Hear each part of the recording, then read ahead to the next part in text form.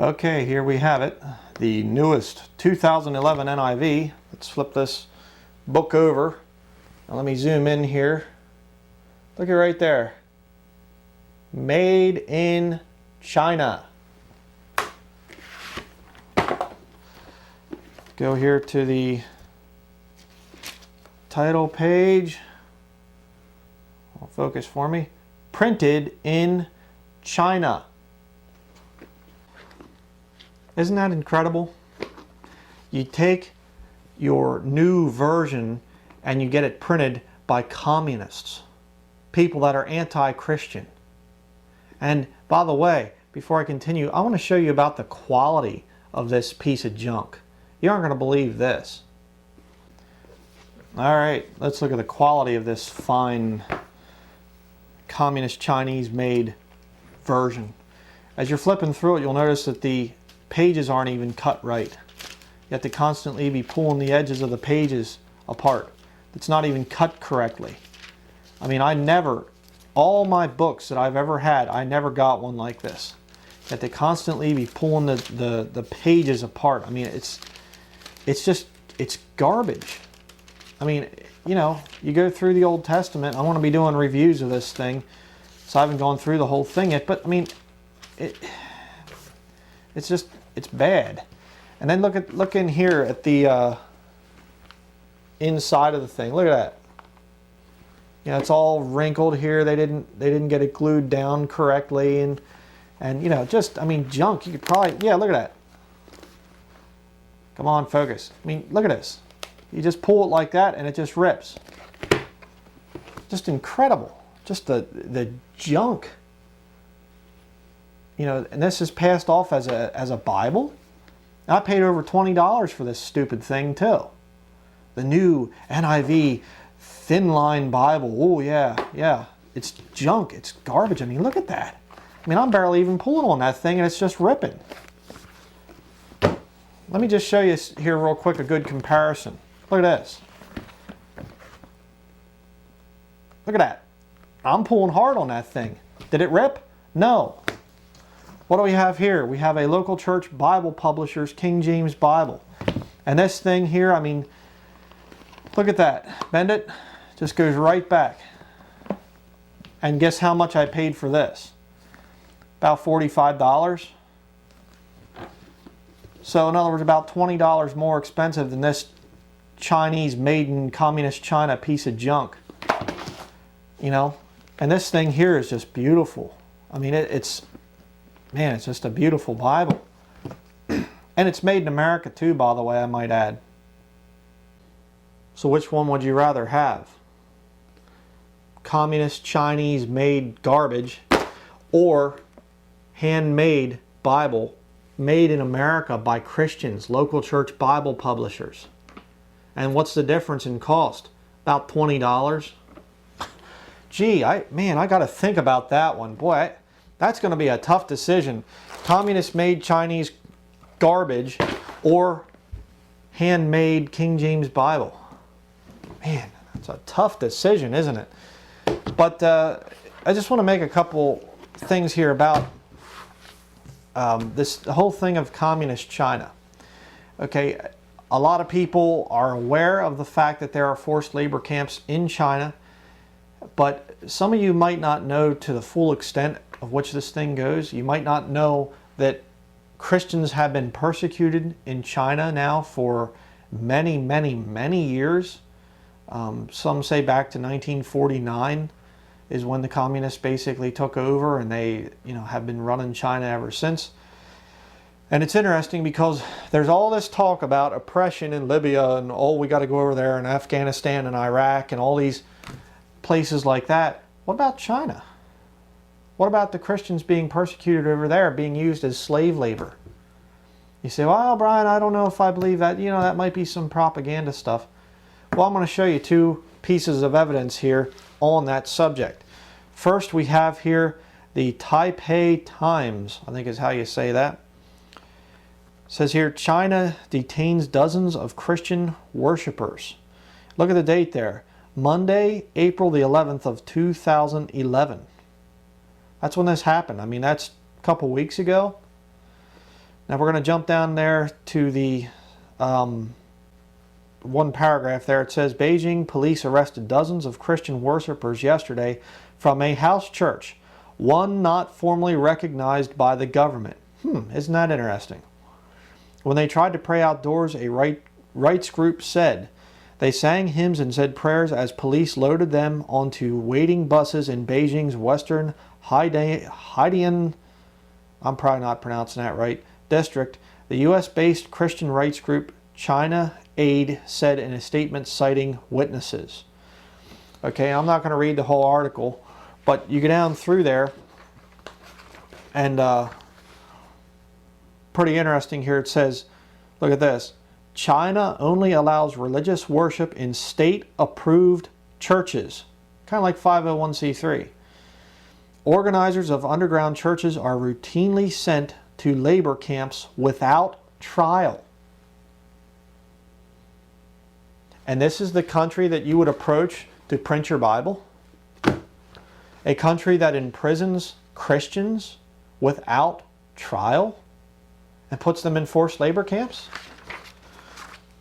Now I want to show you a little video here, a little video segment showing somebody actually snuck out some cell phone video of the labor camps over there in China. And it's very hard to find video of these things. I mean, it is totally covered up. But there are estimates of tens of thousands of these labor or Chinese, people being in these labor camps, up to millions of them. And that's where you're getting a lot of this made in China stuff. So I want to show you here a video real quickly of one of these forced labor camps, what it looks like inside of one. Take a look at this. Today we begin a special series on the shocking conditions within China's re-education through labor camps. Now, with cell phone camera footage that has just been smuggled out of China, the international community is being given a rare glimpse of life within these camps. This is Masanja Labor Camp, also referred to as the Ideology Education School of Liaoning Province. Practitioners of the Falun Gong spiritual practice as well as house Christians are held here, often without trial or formal sentencing. Forced labor is one of the tactics used here to reform what the Communist Party considers improper political or spiritual beliefs. Prisoners at Masanja often work from 5 a.m. to midnight. Sometimes they're forced to work through the night without sleep. If they are given a chance to rest during the day, it's on the factory floor. Mealtime means a few scraps of cornbread and maybe some congee or a tiny portion of vegetables. Then it's back to work. In this footage, 8 Chinese prisoners can be seen straightening electrical components called diodes. Not shown here is some of the other work that they're forced to do, including manufacturing Halloween decorations, like skulls and plastic tombstones, for export to the United States. Some prisoners have to handle toxic substances without protective gear, causing itching, throat pain, and lung problems over time. In this place, not every prisoner is able to survive the conditions. Mr. Dong Chen was a Christian from Fuxin City in Liaoning Province. Because of his affiliation with an underground church, he was sentenced to 2 years of re-education through labor. As told by his fellow prisoners, in December of 2007 he became severely ill with high blood pressure and was sent home to be hospitalized. But after a week, his family could no longer afford medical treatment, so Dong was taken back to Masanja labor camp and resumed his heavy workload. On the afternoon of May 25, 2008, he vomited and lost consciousness. Prison guards ignored him for several hours until he died at around 9 p.m. He was 56 years old. Labor camp officials later told Dong's family that he had died from natural causes. This is just one of many examples of life and death within China's labor camps. Other such camps are scattered throughout the country. Although it's impossible to get an accurate official count of how many prisoners are being held in these camps, human rights groups estimate it's in the tens of thousands or more. It's disgusting, isn't it? To think of a government that is saying if you're a Christian and if you're not part of a government-approved church, you need to be re-educated, and we're going to use you as slave labor. And I can't say, I don't know, It might have been a regular, reputable printing company in China or something like that. But then again, it could have been in slave labor. Now, wouldn't that be ironic? Wouldn't that be strange if it was house church Christians that are being imprisoned over there and used as slave labor? Wouldn't that be weird if they were the ones that put this thing together? You talk about the cruel irony of that. Here they are, they're over there imprisoned for their faith, and they're printing up false Bible versions. I don't know. Maybe it was a regular printer. Maybe it was somebody that's not using slave labor. But one thing I can guarantee you is they got them made cheap. Now see, the NIV people, watch my NIV money-making scam, I think it's called. You know, watch that video and you'll see that they talk about demographics and we gotta get this group of people here, and we gotta make one for the African Americans and one for the Latin Americans, and we gotta, there's money to be made out there. You know, that's what they do, time and time again. This is about money. The love of money is the root of all evil. That's what this new NIV is about. That's why they keep coming out with them. Over and over and over and over again. You got to just keep on buying the newest NIV.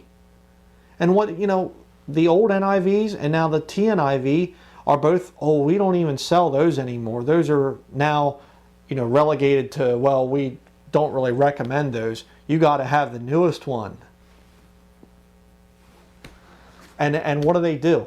They don't go to America and find a publisher in America where people need jobs, where there's unemployment just skyrocketing right now. They don't come to America to get the newest NIV printed. They go to communist China. They go to the enemies of Jesus Christ to print their Bible. How much more do you people need to see to wake up to this scam? This is a scam. These are not God's people that are putting this garbage out. Just makes me so sick. Going to communists, atheists, to print their new version so that they can make money off of you. If you are an NIV user, how much more of this are you going to put up with? Are you okay with this? And some hypocrite's going to come along and say, well, there are King James Bibles that are made, in China too. I've seen those printed in China. Yeah, there's no copyright on the King James Bible. Anybody can print the King James Bible. Okay? We're not talking about that. We're talking about a company that owns the sole rights to this thing going to China to have their new version made. Where are you going to spend your money? Who are you going to give your money to? Okay? Giving your money to somebody like this, I bought it because I'm a researcher. That's what I do. Okay, I have a lot of stupid books here I don't even read just because I needed a couple quotes out of them for videos or documentation. Okay, that's what I do. But would I buy this normally? No. There's no way I'd pay any money for this kind of junk. All right, if I wanted a Bible, I would go to an American publisher or maybe to a British type of a publisher or something like that. I wouldn't go to communists to buy a Bible. It is just disgusting to me to think that this new NIV is produced by communists. Oh, man. So that's going to be it for now. Again, thank you for watching. You better get to the King James Bible. I'll tell you what. Don't fall for this made in China new version junk. That's it.